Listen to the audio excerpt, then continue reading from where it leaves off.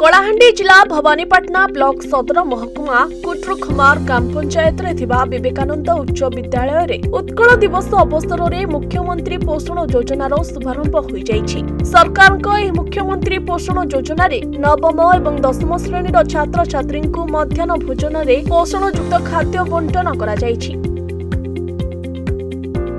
एही पोषण कार्यक्रम रे विद्यालय प्रधान शिक्षक पार्थिव खड़ीकर, विद्यालय परिचालना उन्नयन कमिटीर सदस्य मंजूर अली खान और तांको सहित शिक्षक बसंत कुमार मिश्र, दिलीप कुमार सेठी, संध्याराणी पंडा, वीरेंद्र कुमार नायक, पीटी शिक्षक सुभाष नाग सह विद्यालय समस्त सहकर्मी उपस्थित रही उत्कल दिवस पालन करथिले। आ मुख्यमंत्री पोषण योजनार शुभारंभ रे सहयोग करी नवम और दशम श्रेणीर छात्र छात्री पोषणयुक्त खाद्य बंटन करा जाइछि। एही परिप्रेक्षी छात्र छात्री मध्याह्न भोजन रे सप्ताह को 3 दिन गोटे लेखाएं अंडा एवं सप्ताह को 3 दिन गोटे लेखाएं पुष्टिकर युक्त मांडिया लडू देवा स्थिर होइछि। सरकार गाइडलाइन अनुसार छात्र छात्री माननकु मध्याह्न भोजनर व्यवस्था करा जिबानी आ नवम दशम श्रेणी छात्र छात्री सरकार जो मध्याह्न भोजनर व्यवस्था कले सेथिपई छात्र छात्री माने मध्य बहुत खुशी अछंती। एथि सहित समस्त शिक्षक शिक्षयित्री माने मध्य बहुत खुशी अछंती बोली प्रकाश करिसंती। शेषरे विद्यापीठर प्रधान शिक्षक पार्थिव खड़ीकर समस्त शिक्षक विद्यालय उन्नयन कमिटीर सदस्य माननकु धन्यवाद जणाइथिले। सर आपनकर परिचय? मोर ना है मंजूर अली खान, मु विद्यालय उन्नयन कमिटीर सदस्य प्लस मु जड़े अभिभावक। मोर छुआ दशम श्रेणी पाठ पढ़ुची। तो काना कहबे सर सरकार?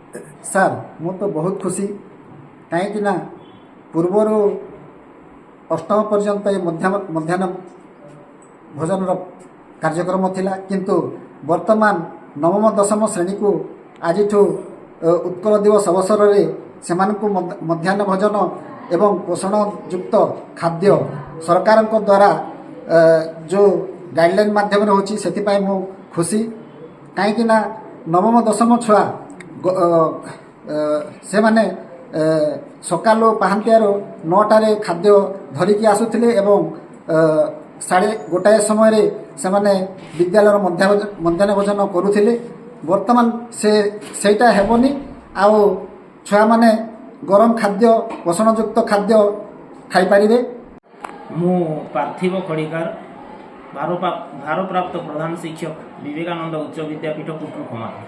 सर कोन आज आम विद्यालय रे पवित्र उत्कल दिवस पालन करूँ आउ उत्कलर बरपुत्र माननकु पुष्पमाल्य पुष्पगुच्छ अर्पण करूँ एवं आमर जो नूतन सरकार जो गोटे पदक्षेप नहीं मुख्यमंत्री पोषण योजना रे आमे नवम दशम श्रेणी पिला माननकु मध्याह्न भोजनर शुभारंभ करूँ।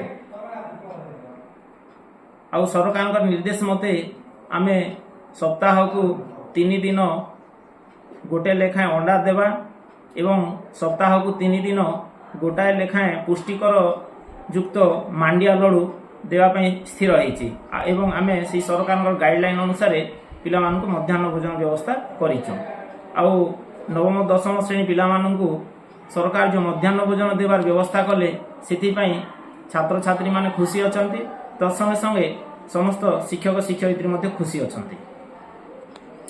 एटार तो संपूर्ण गाइडलाइन आसी नाही, किंतु आमे जा जानू जे ए मांडिया को गुंड करी सेठी चीनी गुड़ आउ बादाम पकई करी लडू करा जिवार व्यवस्था करा हेछि।